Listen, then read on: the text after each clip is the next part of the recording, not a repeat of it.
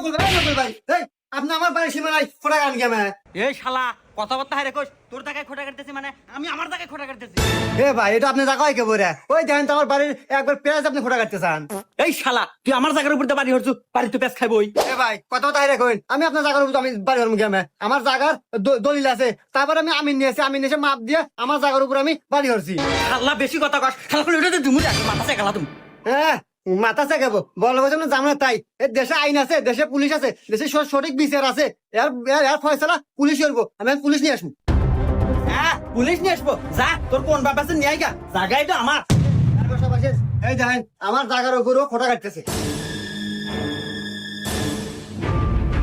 আচ্ছা বিষয়টা আমি দেখতেছি, তুমি তোমার জায়গার কাগজপাতি নিয়ে এসো। আচ্ছা স্যার আমি আনতেছি। আচ্ছা মকবুল ভাই, এই জায়গা কি সত্যি আপনার?